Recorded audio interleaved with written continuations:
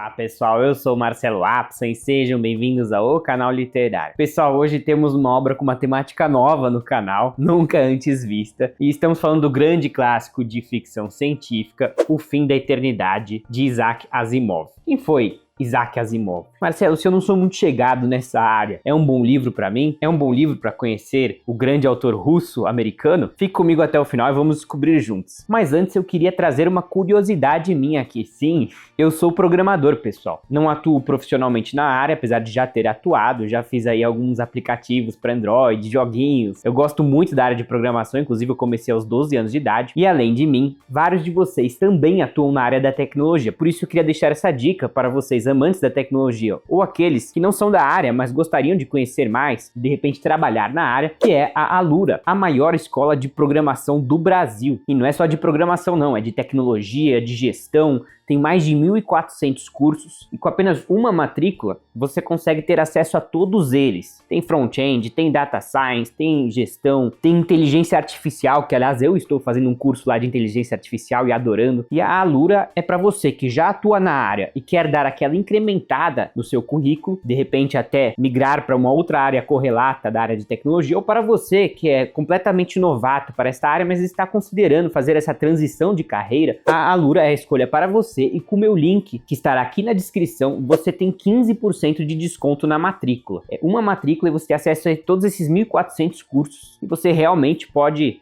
reformar o seu currículo e começar a atuar na área. E nosso próprio querido Asimov era da área de exatas e escreveu grandes clássicos. Aliás, vários outros autores clássicos atuavam na área de exatas, mas também eram escritores, tinham essa queda pela área de humanas, e você também pode. E com 15% de desconto utilizando o meu link. Não perca essa grande oportunidade. Vamos lá? Isaac Asimov nasceu em 1920, em Petrovich, no Oblast de Smolensk. Entendo que Oblast é uma região administrativa larga, uma espécie de estado, na então União Soviética. E aos 3 anos, seus pais emigraram para os Estados Unidos, fazendo a rota por Liverpool. Asimov nunca aprendeu russo, ele falava Yiddish. Seus pais eram judeus, inclusive seu pai era um judeu ortodoxo, apesar de que ele menciona que ele era ortodoxo apenas nas práticas. De repente ele realmente não acreditava no que fazia porque não ensinou nada ao filho. E o filho, o Isaac Asimov, se tornou um grande ateu. Ele dá várias palestras sobre o assunto, eu adoro as palestras dele. E parece que o garoto era um prodígio. Aos 5 anos ele aprendeu sozinho a ler, ensinou sua irmã. Ele foi um garoto muito inteligente, talvez um pouco retirado socialmente. Ele comenta aí que um dos sonhos dele era ter uma espécie de uma banca de jornal, onde ele pudesse ficar lá, enfurnado, lendo, né, o dia inteiro. De repente a gente para pra pensar, nós introvertidos aí, não sei quem de vocês são, mas eu me considero uma espécie de introvertido, me parece um emprego ideal, trabalhar numa biblioteca ou na área de programação, né? Você fica mais na sua. O fato é que ele inicialmente começou a cursar zoologia, mas parece que, nas palavras dele, né, o fato de ter que dissecar um animal, como um gato de rua, por exemplo, lhe causava um certo asco. E ele acabou indo para química e acabou se especializando na área, acabou aprendendo também francês e alemão, estudando muita filosofia também, né? E acabou também tendo esse pé muito forte na área de humanas. Eu gosto muito de ver as palestras do autor, eu fortemente indico-as para vocês. Dá para perceber que ele é um homem muito estudado, muito inteligente, muito à frente de seu tempo. Ele casou 2 vezes e parece que a partir do segundo casamento, talvez um pouco antes, ele começou a adotar aquelas suíças pelas quais ele é bastante famoso, né? Ele tem umas suíças bem pronunciadas. Enfim, apenas uma pequena curiosidade. As obras do autor deram origem a diversos filmes, né? Nós temos o Eu, Robô, aquele filme do Will Smith, é baseado no livro de contos dele, né? Dos robôs. Temos o Homem Bicentenário, que deu origem àquele filme do Robin Williams, né? Que todo mundo viu na sua infância, assim, entendo, né? Eu vi várias vezes, né, na sessão da tarde, né? Aquele filme que ficou reprisando várias vezes, é dele também. E ele fez o magnum opus dele, Fundação, que é uma trilogia que eu ainda não li. Na verdade, pessoal, O Fim da Eternidade é o meu primeiro contato com Asimov, então é difícil eu dizer, olha, esse é o melhor livro para se começar Asimov. Eu posso dizer que eu adorei a leitura, que eu devorei ela, e que eu entendo que mesmo quem não for da área de ficção científica, né, que não for aquela primeira escolha, vai simplesmente adorar, e eu vou explicar o porquê. Para tal, primeiro vamos entender um pouquinho desse enredo. Esse é um livro de viagem no tempo, mas é muito mais do que isso, como a gente vai ver. Andrew Harlan é um técnico da eternidade. Essa eternidade, né, Marcelo? Eles não morrem? Na verdade, eles morrem sim, tá, pessoal? Eles têm vidas, digamos, normais. A questão é que a humanidade descobriu a viagem no tempo e conseguiu construir uma realidade paralela chamada eternidade, que é uma espécie de lugar fora da linha do tempo. Então, imaginemos um lugar onde sim o tempo passa, mas onde eles estão fora dessa linha do tempo. tempo e, de fato, eles vão navegando pela linha do tempo através de uma cápsula intertemporal, né? Tempo acima ou tempo abaixo, né? Eles vão indo para os diversos séculos e eles vão introduzindo mudanças de realidade para evitar guerras, doenças, né? Enfim, melhorar de alguma maneira a vida humana, apesar de que a gente vai ver que essas decisões, como tudo na economia, tem o que a gente chama de trade-offs, né? Ou seja, tem uma espécie de perda, né? Tem um custo para cada decisão e às vezes envolve eliminar pessoas para evitar guerras e eles vão fazer sem hesitação. Eles têm uma filosofia utilitarianista máxima, assim, pensando no maior bem comum. Tem que eliminar aí 50 pessoas, tudo bem, mas vai salvar 1 milhão. São cálculos que, por um lado, podem parecer fazer sentido, por outro, faz sentido quando você não faz parte dessas 50 pessoas, né? Essas 50 pessoas não gostariam de ser eliminadas. Tô dando um exemplo aqui, mas às vezes eles vão postergar ou eliminar descobertas tecnológicas, artísticas, né? Enfim, eles vão mexer nas peças do tabuleiro de xadrez e isso vai ocasionar mudanças positivas e algumas negativas. A questão é que eles vão tentando otimizar. E esse Andrew Harlan é um técnico. Esse já é um posto mais alto, né? Porque inicialmente ele era observador.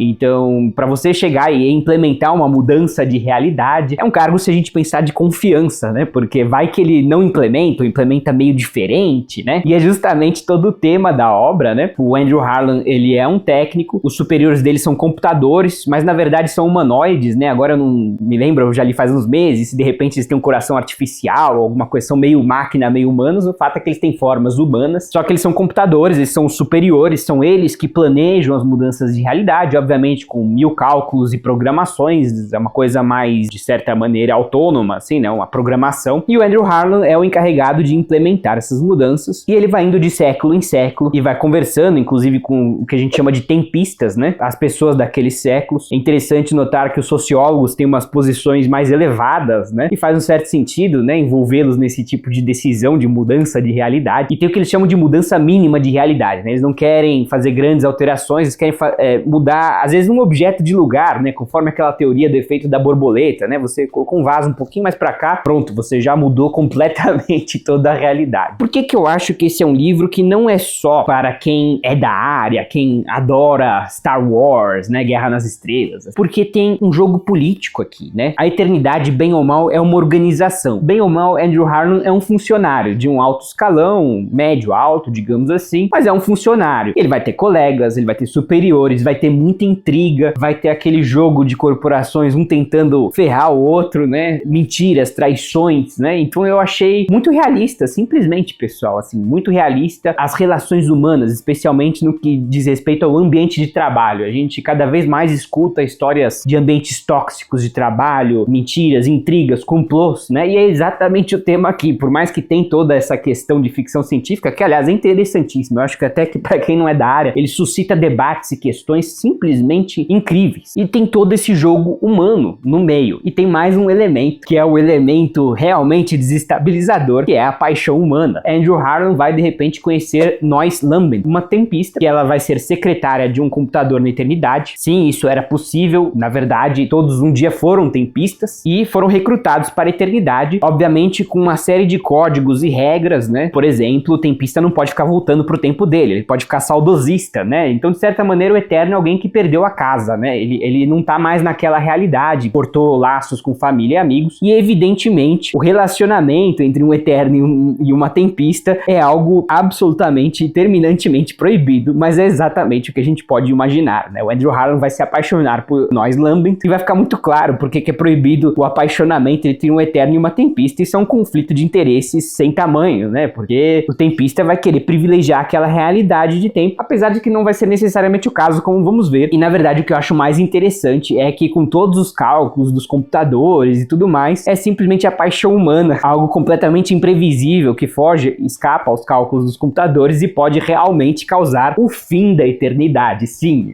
a eternidade está em xeque. O Andrew Harlan começa a perceber que ele tem mais poder do que ele imagina, né? Afinal, ele é o encarregado de introduzir mudanças de realidade. Já pensou se ele resolve não introduzir uma ou introduzir uma diferente? Eu não vou falar o que acontece aqui, mas é evidente que vai ter esse conflito conflito de interesses que vai nortear em grande parte a narrativa. Interessante notar também que a linha do tempo, ela vai até o ano mais ou menos 15 milhões. A partir daí a humanidade foi extinta. É assustador pensar isso, mas muito se fala na extinção da espécie humana. Sim, é uma possibilidade, naturalmente que não é algo para as nossas gerações, mas em alguns milhões de anos é algo bastante factível, pelo que dizem, né? As mudanças climáticas, até disse, né, que é bem possível que esse processo seja adiantado com a mudança climática, aliás, que a gente tem visto nos últimos meses, Rio Grande do Sul, mas não só, né, a gente vê em várias partes do mundo, Paquistão, 50 graus de temperatura, é bastante assustador, né, e o ser humano pode realmente estar acelerando esse processo. Então é um interessante alerta aqui, né, que eles viajam pro tempo acima e de repente não tem mais ninguém, e é até meio assustador, a Terra desolada, vazia, né, e é muito legal como eles vão passeando pelos séculos, né, e a cápsula avança aí milhares de anos de uma vez só, assim, né, e os mundos são muito diferentes. O Asimov tem uma prosa muito envolvente, muito interessante, que vai realmente te levando. Agora, quantas discussões de ficção científica que eu acho sensacionais, típicas de enredos de viagem do tempo, né? Inclusive eu tava revisitando a série Dark, e possivelmente ela foi inspirada aqui, né? Uma série também de viagem no tempo, e tem vários paradoxos, né? Você consegue pensar se você um dia encontra o seu eu do futuro? Eu, Marcelo, por exemplo, encontro um Marcelo que seja de 5, 10 anos à frente, de 1000 anos à frente. Já é um pouco estranho, né? Porque se ele é de 1000 anos à frente, porque ele conseguiu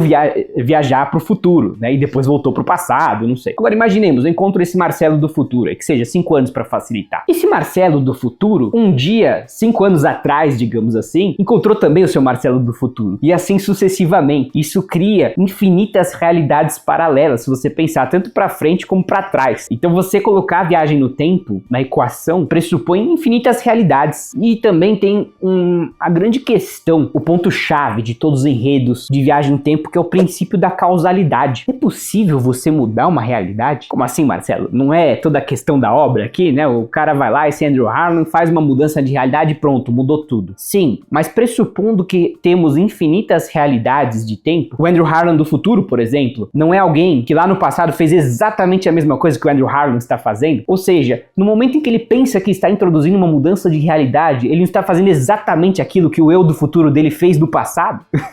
A gente acha que está mudando o tempo, está mudando as realidades, mas na verdade a gente está apenas confirmando o que inevitavelmente ocorreria. Discussão interessante, né? Porque as pessoas podem ter essa ilusão, eu estou realmente mudando, né, as coisas aqui, mas na verdade você está fazendo exatamente aquilo que era esperado, aquilo que deveria acontecer, né? E naturalmente que o princípio da causalidade exclui o livre-arbítrio. Inclusive os cientistas hoje em dia não acreditam em livre-arbítrio. Não estou dizendo que ele não exista, estou dizendo que é um ponto de discussão, mas entre a comunidade científica eu entendo que é um consenso de que não há livre-arbítrio e que rege o princípio da causalidade, que o livre-arbítrio é uma espécie de ilusão e que na verdade as nossas decisões são norteadas mais talvez por processos químicos, pelas nossas experiências passadas, por que não? Mas cada uma delas está lá norteando a minha próxima ação, e a minha ação na verdade ela tem todo um elo causal que vai desde meu nascimento e no limite até o Big Bang, assim, né?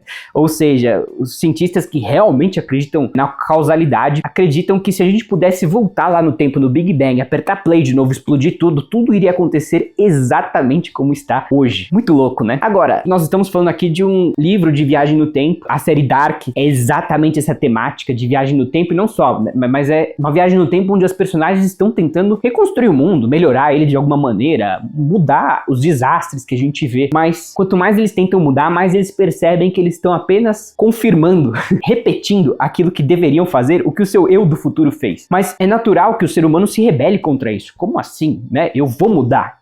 O ser humano é teimoso. E a grande dúvida é, ele consegue? Essa é a grande pergunta desse livro, e eu diria de todos eles de viagem no tempo, né? É possível fazermos algo realmente diferente daquilo que diz o princípio da causalidade? É uma contradição se a gente pensar, um paradoxo, mas eu não vou responder essa pergunta, vocês vão ter que ler para descobrir se realmente vai acontecer esse fim da eternidade. Isso sim seria realmente algo fora do nó causal, né? Imagino eu, não sei. Seria realmente uma ruptura, porque o eu do futuro tá lá, né? E você interromperia toda essa cadeia, assim. Isso seria realmente a prova de que não não, de repente a gente tem o livre-arbítrio. Então vocês percebem como é um livro que não sei se algum dia vai acontecer essa viagem no tempo, quanto isso é realista, mas as discussões são extremamente reais, a filosofia por trás eu acho simplesmente fascinante, e temos também um jogo empresarial fantástico aqui, não só empresarial, né, parece muito capitalista falar assim, mas um jogo de relações humanas, digamos assim, em ambiente de trabalho, por aí vai, simplesmente muito real. Eu gostaria de ler um pouquinho do primeiro capítulo para apresentar para vocês a prosa do autor que até agora eu não trouxe. Andrew Harlan entrou na cápsula. Suas paredes eram perfeitamente redondas e ela se encaixava confortavelmente dentro de um túnel vertical composto de hastes largamente espaçadas entre si, tremeluzindo numa névoa indistinta 2 metros acima da cabeça de Harlan. Ele ajustou os controles e deslizou suavemente a alavanca de partida. A cápsula não se moveu. Harlan não esperava que isso acontecesse. Não esperava nenhum movimento, nem para cima, nem para baixo, para a esquerda ou para a direita, para frente ou para trás. Ainda assim, os espaços entre as hastes se fundiram num todo acinzentado, sólido ao toque, embora fosse imaterial para todos os efeitos.